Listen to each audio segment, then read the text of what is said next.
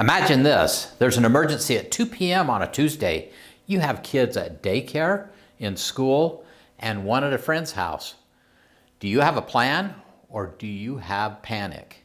Today we're talking about one preparedness plan that most families overlook, and it's the one that matters most when seconds count.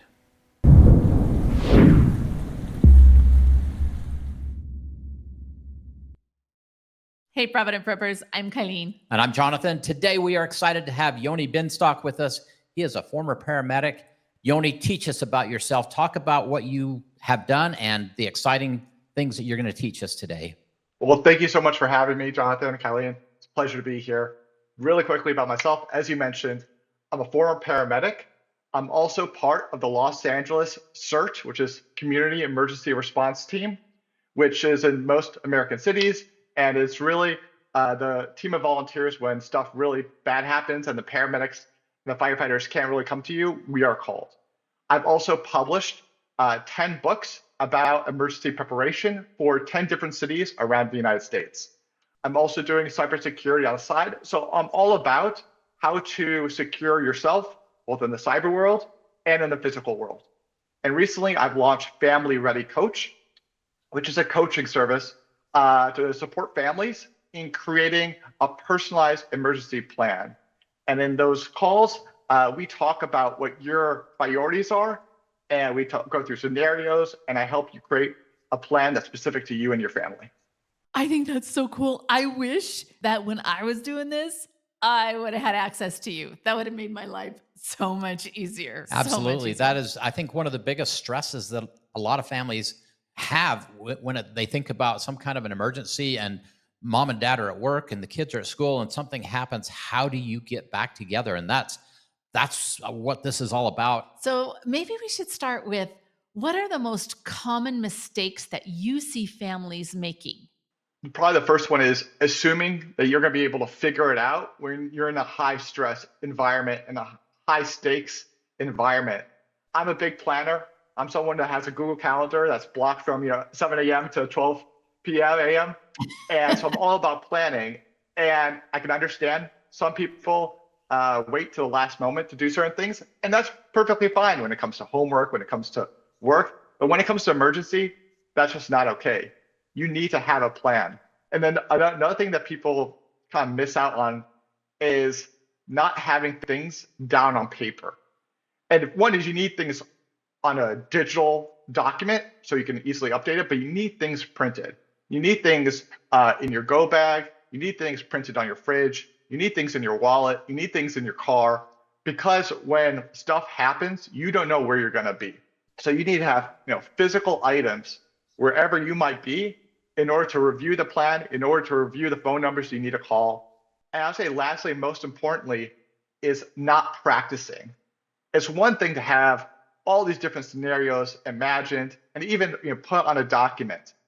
But if you're the only one who has that, and if even if you share that with your wife or your husband, if you're not practicing, I'm not saying it's useless, but it's going to be much, much better and more practical if you practice. I can relate to that mistake. So I used to be a Rad Kids instructor. And so we did all kinds of drills with our kids, right? And in our emergency plan, if the house caught on fire, originally we were all going to meet at the fire hydrant in front of the house. That's great. But it's a really bad idea, right? Because where are all the fire trucks coming? Because we had a fire guy come, and he was talking to us, and he's like, "That's a bad idea. Come up with another one." Spot. And so we decided we would meet in the chicken coop that has a little roof right outside of it so that it would be sheltered. And that's where we'd all meet. Well, the next time that we practiced, half the family went to the front and the other half went to the back. And we were not even in range of sight. And so it really drove home the fact that we can talk about it. Everybody knew it had changed, but you have to physically be doing stuff and remember. And like you said, you got to practice this. And you've got to have the plan in the first place, because I've seen enough of these kinds of things where they're trying to figure it out as they go. And in the heat of the stress, you're making bad decisions. You're making silly decisions or nothing at all. You just sit and spin your wheels. So that's an excellent point of just, you got to have that plan in place. I think a lot of people think that they will rise to the occasion, which they might, but it's more important to fall back to training.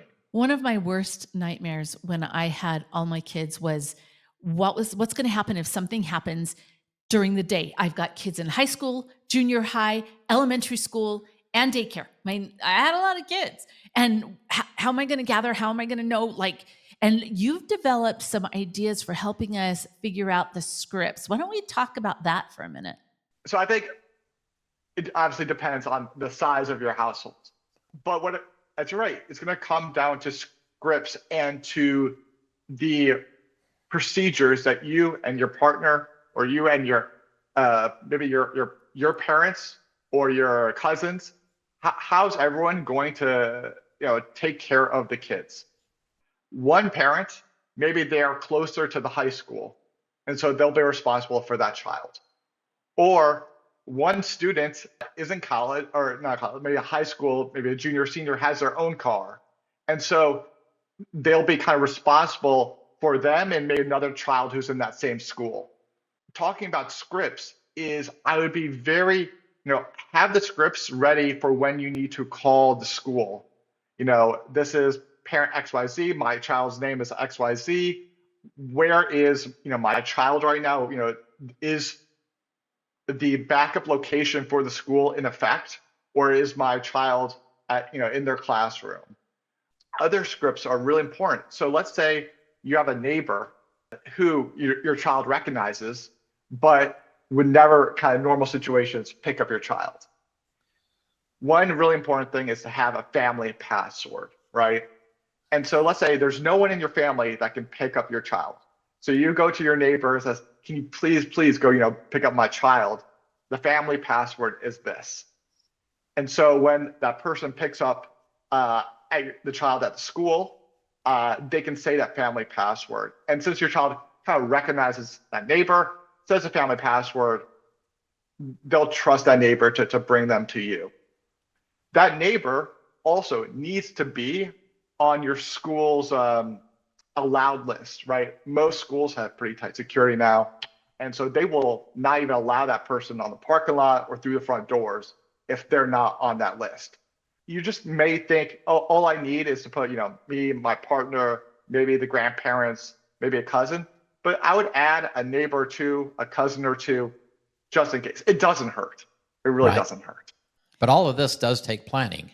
And I'm thinking, as you're talking about these scenarios, this is, kids in separate places.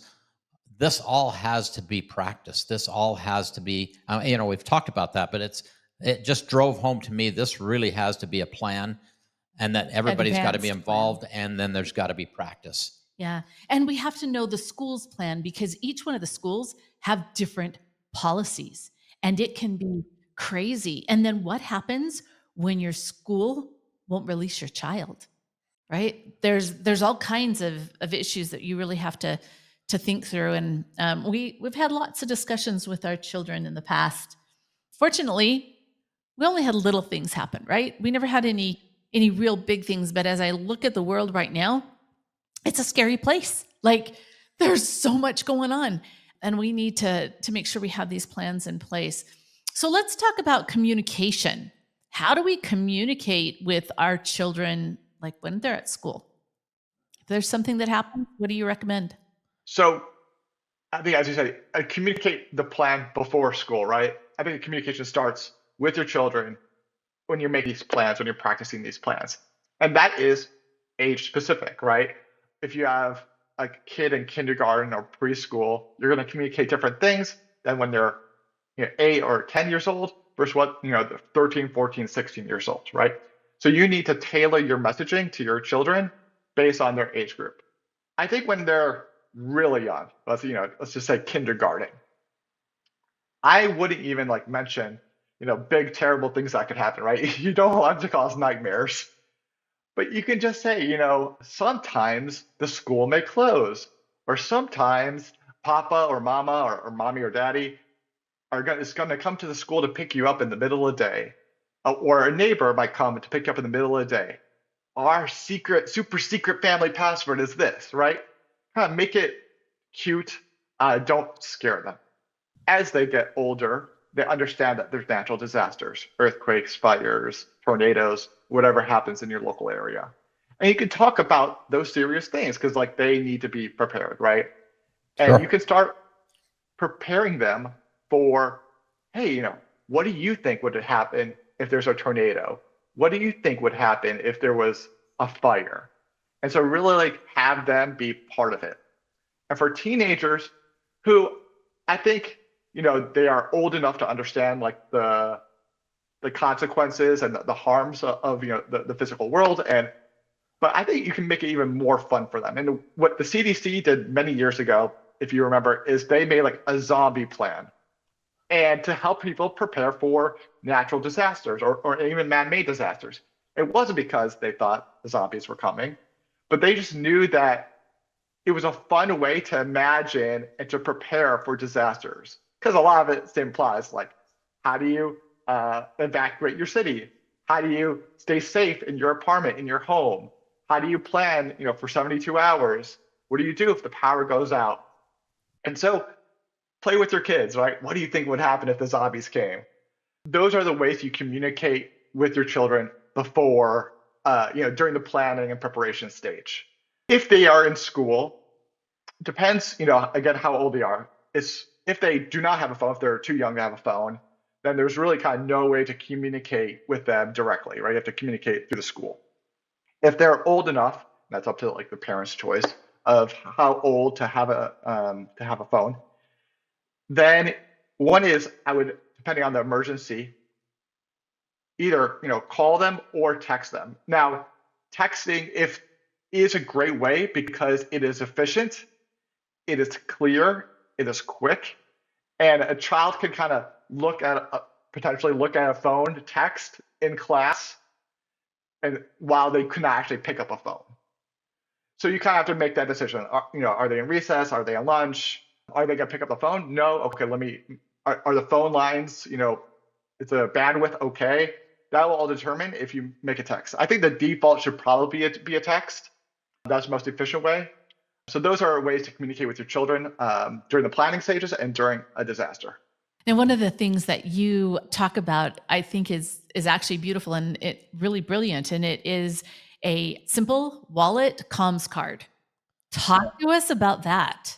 If your child is too young to have a wallet, then what I do is I sew something in their backpack. And then if your child is old enough to have a wallet, then yes, you put it in their wallet. And I would review that 2 times a year with them. This is the phone number for mommy and daddy. This is the phone number for our cousin who lives in a different town. Here is the phone number for the fire department. Here is the phone number for our neighbor. And not only should your children have it, you should have it too, right? There is a non-zero chance that your phone battery is dead, right? How many phone numbers do you still remember? All right, there's probably 5, and they're all from my childhood, right? They're all from my childhood. I don't know any of my friends' numbers. I don't know any of my neighbors' numbers. It's all saved in my phone. And if that phone dies, then I need those numbers printed out. And yes, they are on the fridge. But if I'm out and about, if I'm in a car, I need to have 3 or 4 or 5 phone numbers on me at all times. That's a great idea. And I know you had talked about laminating them too, so that they'll just be through anything. And one of the things that I did for our kids, so I sent an emergency kit with every one of them to school. It was just a little Ziploc thing. And it had like little treats in it, like a deck of cards in case they got stuck and they had to stay there. So they had something fun to do. It had a picture of our family. And on the back of that picture, it had a little love note. And then it had some of that information, like the numbers and things like that written. Because if anything happens, they're going to be scared. Just the little comfort items and things like the picture of the family. And it's like, it's okay. I'll be there to pick you up in just a little while, right? Kids really, really need that. And I think it's important with all the disasters and things that are going on all over the world, not to just say, even if, say my child is 5, I'm not going to just say, if they say, Mom, what happens if daddy dies? I'm just, that's not going to happen. We can't do that because it happens and it happens to other people.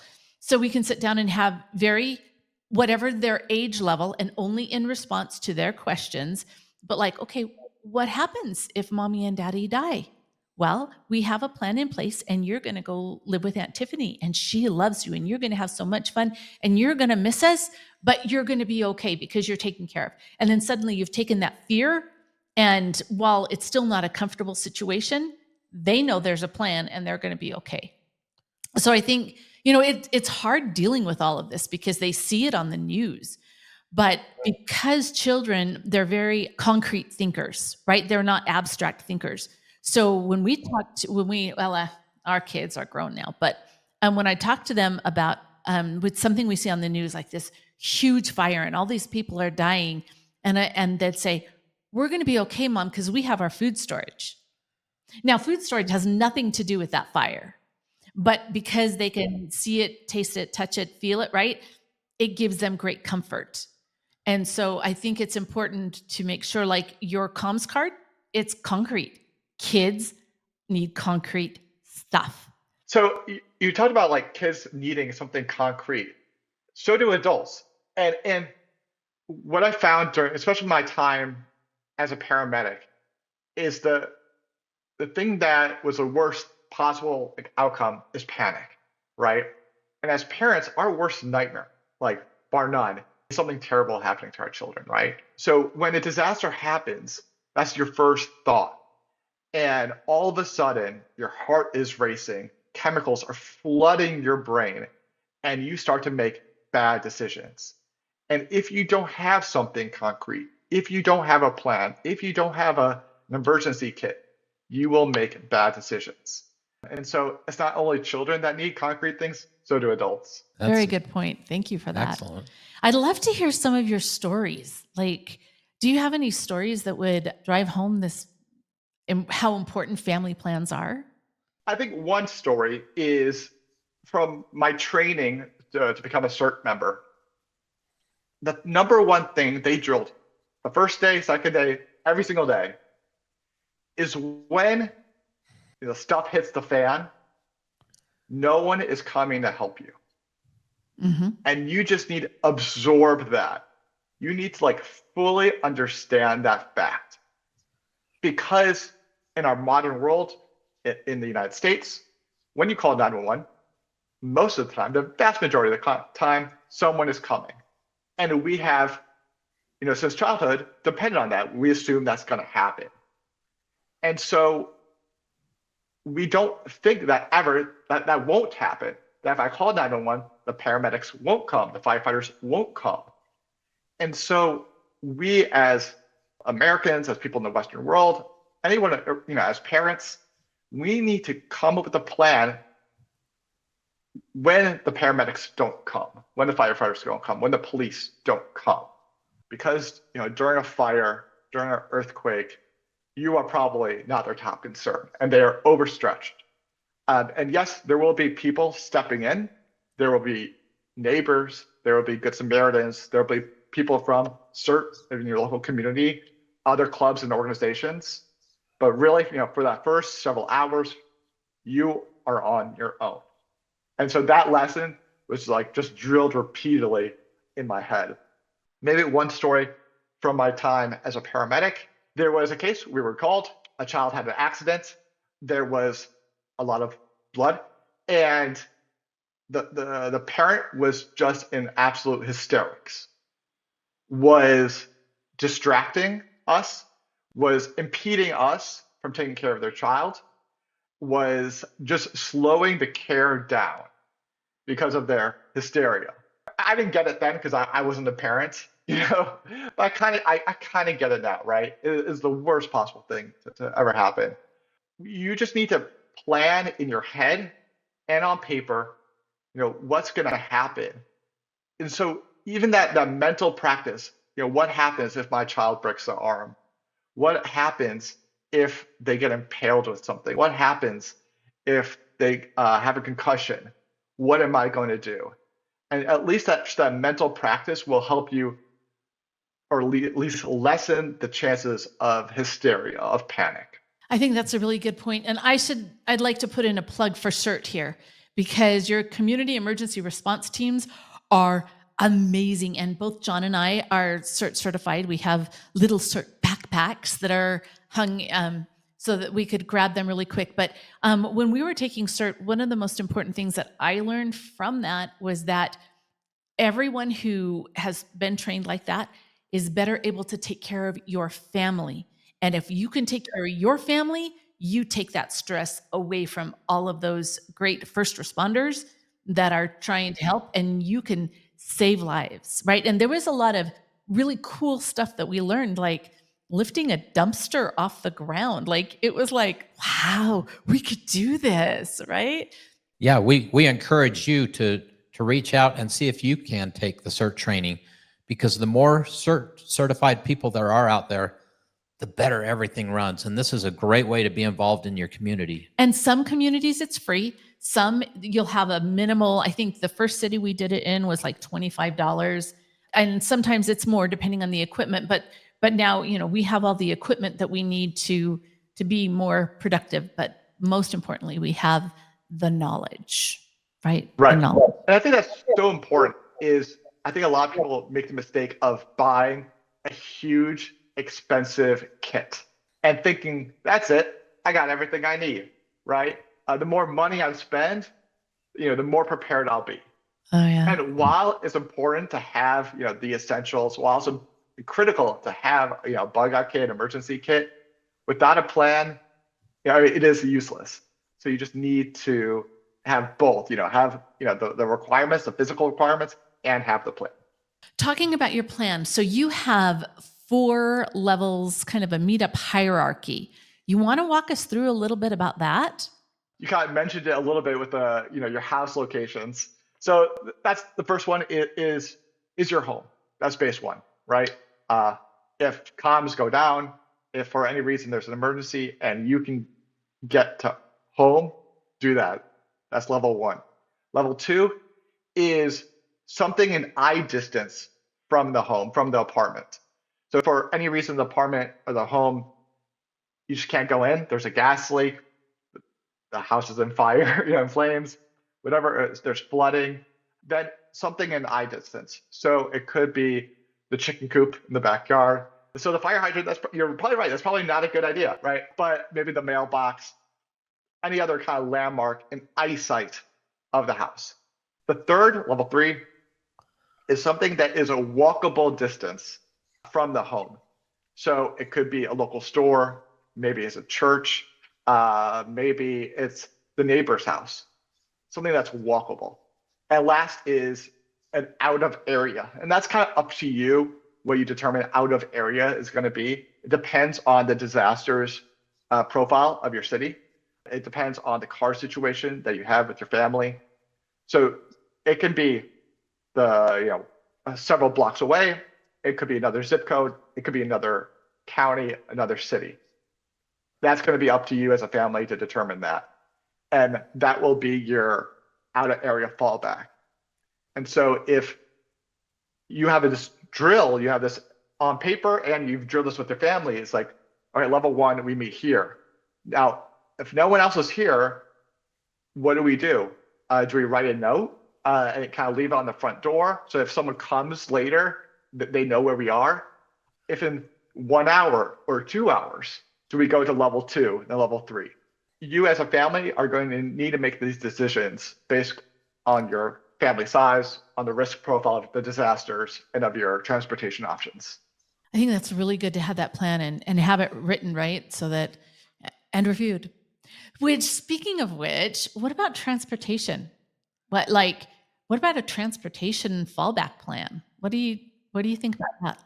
So that's going to be highly dependent both on your specific transportation availability and on where you live. If you live out in the countryside, biking anywhere or taking public transit is probably not in the cards. If you live in the city, if you live in New York or Los Angeles, you could have more options. There is a metro, there is buses, there are trains, there are cars. I can't give a plan for every single family household. It's just going to depend on where you live. But what I would have is fallbacks. And depending on your family size, and you also have to think about children that need a car seat. does every car have a car seat? If only one car has a car seat, that car needs, we need to make sure that car goes to that child. The car does provide probably the most freedom and flexibility. But one huge concern, and we've seen this in many evacuation scenarios, is that when a city is evacuating, many times people get stuck on the freeway in their cars. Yep. Right?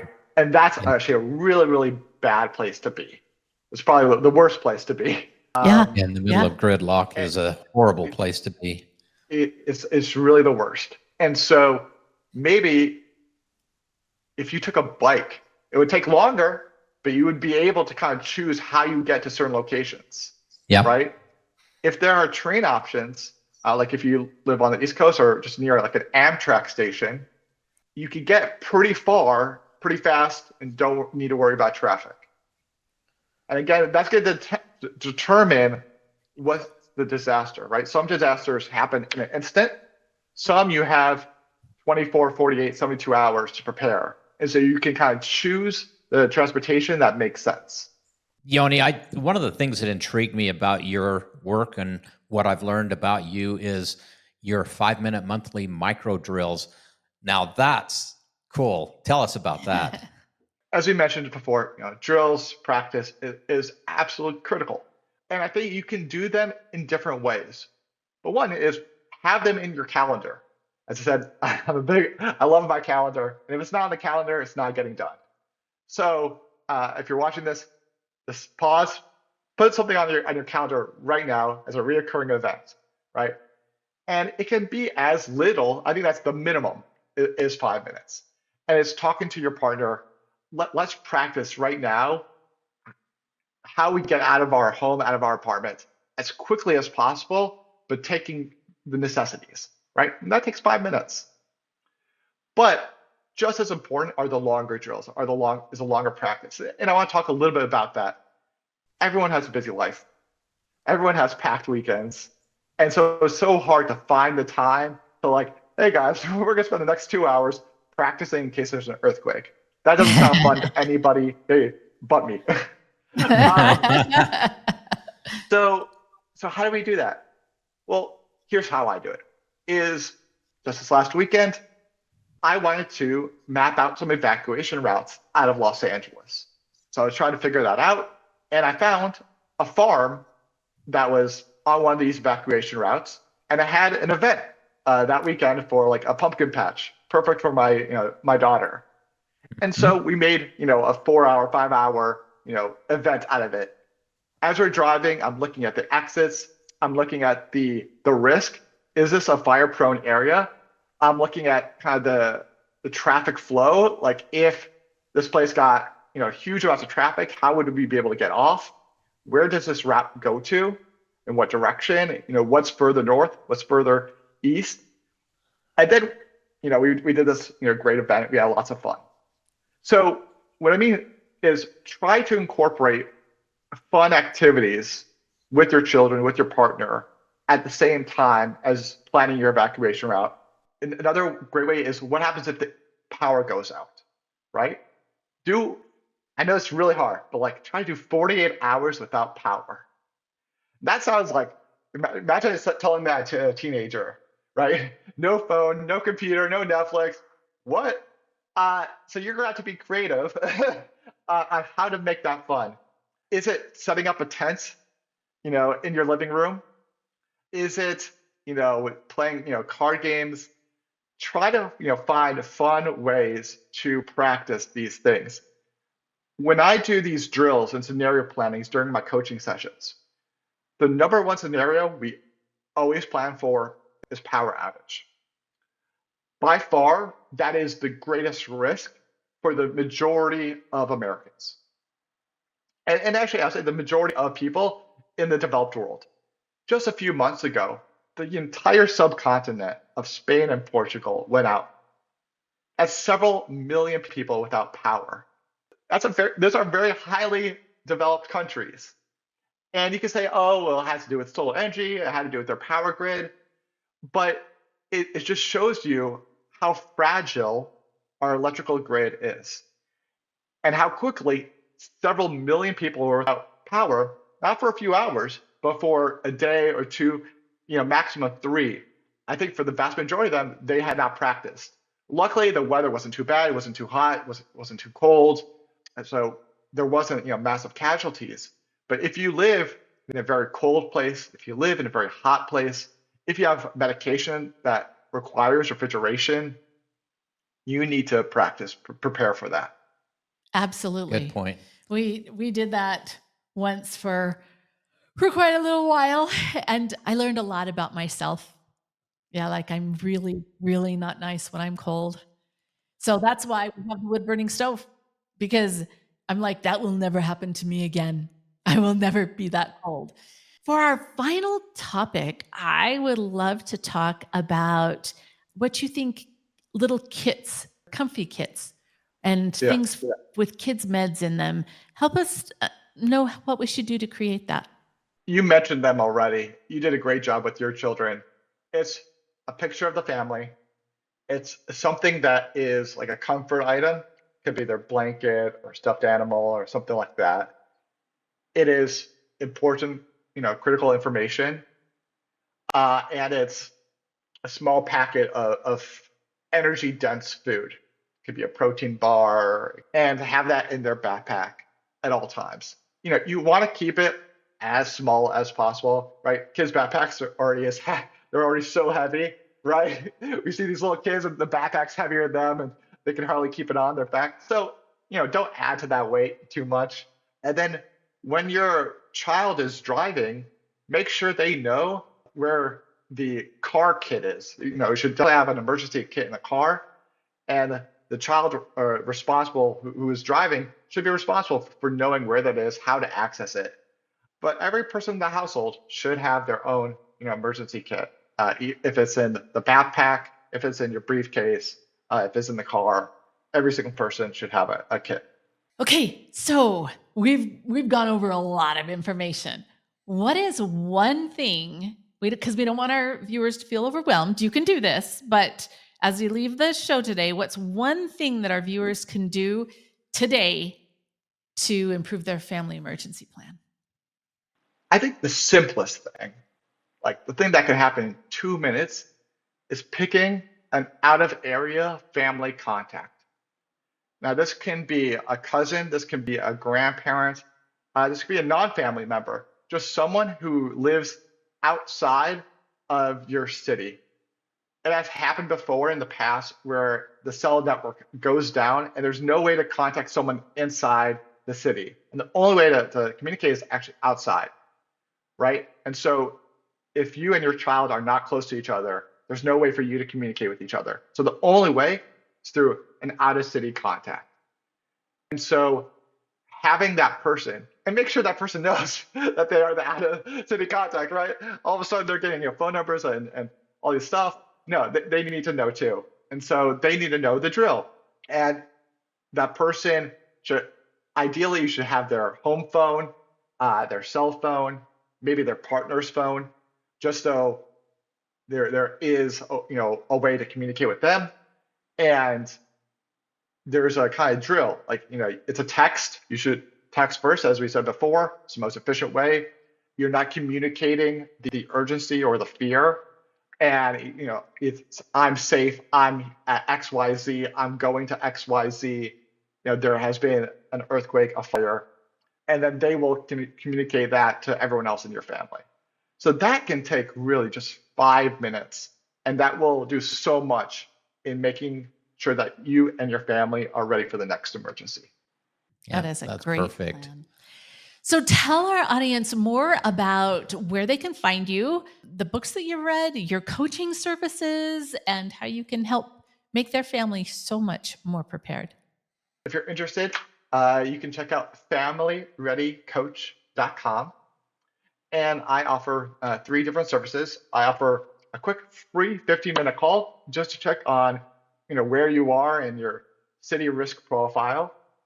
I then offer a 90-minute call where we do scenario planning, where I provide a personalized plan for you and your family, depending on your whole situation, and I provide all the local emergency contact information and the risk profile. And then I offer Premier or VIP, where I do 3 different calls. We go through several different scenario plannings. I look at your household, your apartment. I look at evacuation routes, plan B, C, D locations. So there's different ways where I can help you and your family out. I think that's a great plan. Yeah. Thank you, Yoni. This has been wonderful. We appreciate your expertise, and this is truly a subject that every family needs to address. Thank you for the encouragement to get that done, get on the path, because we truly don't want to be in that situation where it's happening and we have done nothing and we're just a mess. So for our question of the day for our audience today, we want to know what your biggest challenge is with emergency planning for your kids. Drop it in the comments and maybe we can get Yoni to get in there and answer some of these for us. Yes. Hey, Yes. now is the time to prepare. If you wait till something happens, you've waited too long and you will regret it. So take action today, and thanks for being part of the solution.